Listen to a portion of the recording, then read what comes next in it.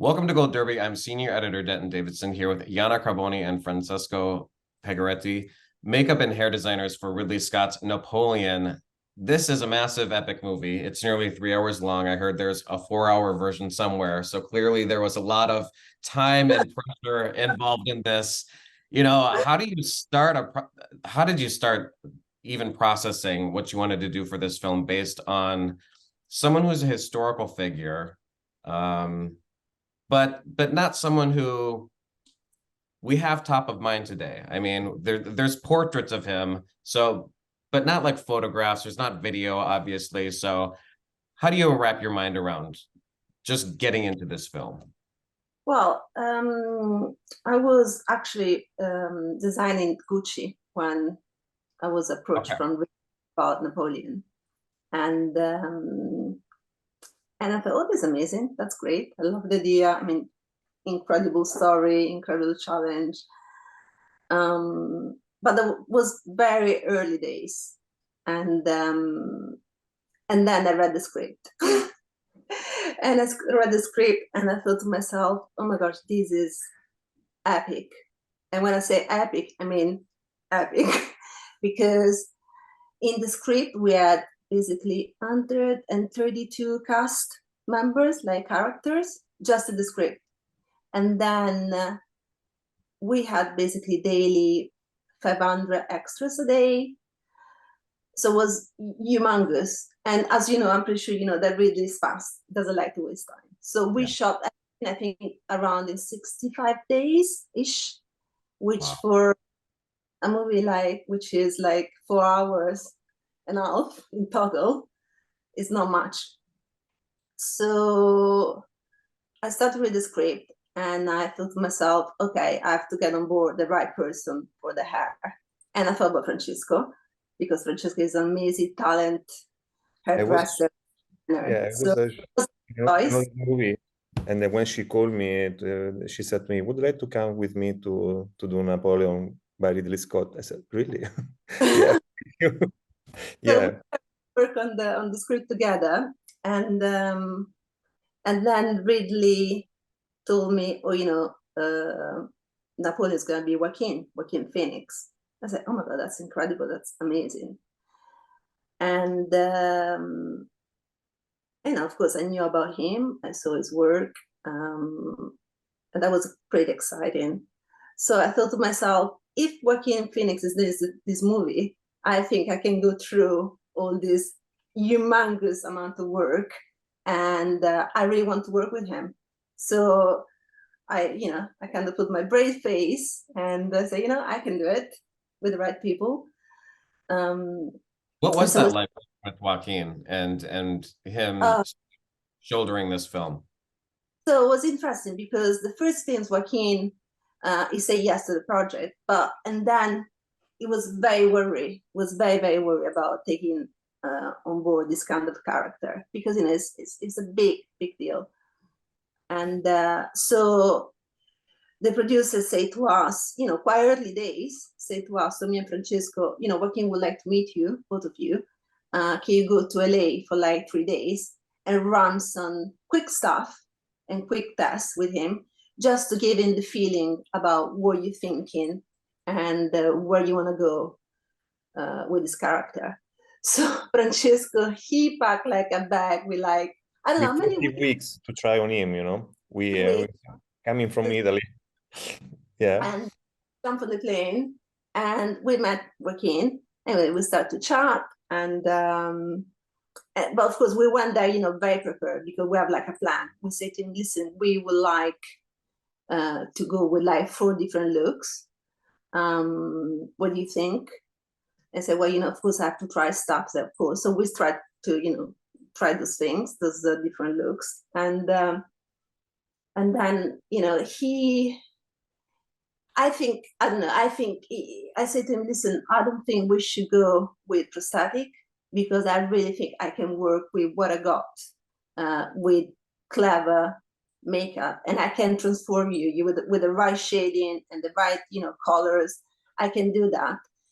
And because I said to him, listen, with Ridley, the way you shoot, you can't do that, because on the day you have like, 5 different scenes, so lots of different looks. So even so, we have to change, different wigs, different looks during the day, like, even 3 times a day. So we have to find like something which was practical, but even effective and looking good.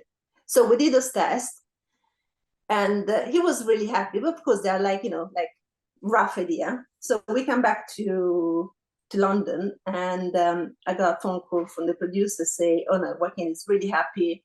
It's nice, very more relaxed because met you two, and he feel more like, confident about, what it's going to do." And then so you two saved the movie. basically, yes, that's basically what it is. I didn't say that on the day to Francesco, I knew that, but I didn't tell him. Unfortunately, I didn't know anything about.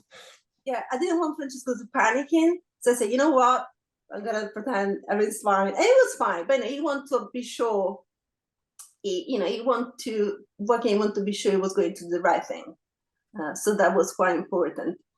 And actually, I had a good laugh as well. And then we come back to London, and the producer say, "Listen, he is really happy. Is very happy to actually sign for the movie and doing it. Was very happy with what you proposed to him." And then they cast Jodie Comer to do Josephine. So she's supposed to be Josephine, and again we go to this wig factory called Rocchetti in Rome, which we have a very long story with them, and we know since ever. So it's someone we really trust, and we make them making these wigs for Jodie.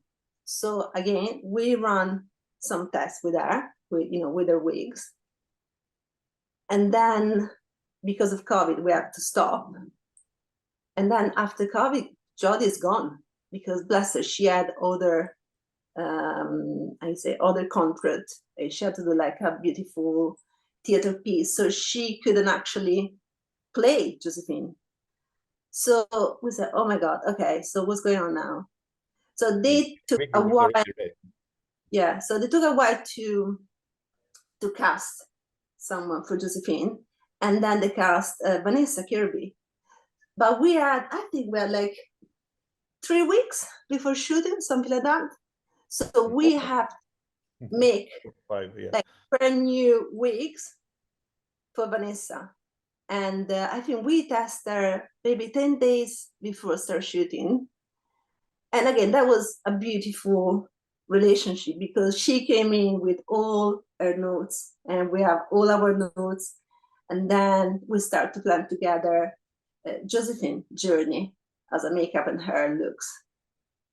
And I mean, the women in the film have beautiful hair. I mean, it looks like artwork. So, Yeah. So what was Francesco, what was for you, what you wanted to portray on film for the women and the hairstyles of that era? I start to study the portrait of the period because also we have 2 different periods in the movie. At the beginning, you see with the short hair because it was the period of the after the French Revolution. So there is this woman saved from the prison before the guillotine, and after when the empire start, they created this beautiful hair, So I start to study and to see the paintings, and me and Jana, we bought a lot of books during the prep, and I use a lot of wigs, of course, for Josephine, but for for Napoleon's mother too, a lot of hair pieces for the crowd and for the other cast. And I used also the hair tongue to recreate the car like the period. And I designed also a lot of accessories for the hair too. With Janti, also with the costume designer, we created a lot of accessories for the hair, crown, tiara, and honestly, I don't know how many weeks we prepared for the Okay, movie. seems like I, a fun- honestly, as you know, even for the men too, but for the women, a lot of, you know, we was all during the day to prep for the day after, because you know, a lot of parties and the coronation scenes was very big to prep, and you know. And Yes, and then just very before important. I just have to ask before we go, because we're short on time. So if we could I just want to squeeze one thing in, because everyone talks about the battle scenes and the war scenes. So what's the complication? Is there just hair and makeup flying everywhere? And maybe like a 1-minute summary of what it's like to work on makeup and hair in these epic war battles. Well, it's About the- about preparation, I think, a lot, about to plan everything very well ahead, even because Ridley does like 2-3 takes. So in general, not just for the battle, everything have to look perfect 100% all the time. You cannot risk to something not looking right, because you don't have basically a second chance. So it's really to do things 100% and always looking perfect. And you know, like Francesco and I, we are always on set, always, because you know, it's important to be there to check everything's fine, because there's so many cameras. It's difficult. 11, you arrive at Oh. 11 camera during Yeah. the Waterloo battle. Yeah, and the battle we had like 700 extras. I mean, I was very lucky because we had with us Julia Vernon. She was our, you know, crowd makeup and our supervisor. And, you know, she's a pro. She's amazing and she's very well organized, and she has an incredible team. So the standard was very high, very high. And sometimes on the day, we even had like to change huge amount of crowd, because you can do like one battle and then switch to a different battle, which means different wigs, different look. Yeah, because you know, even each army is in different look.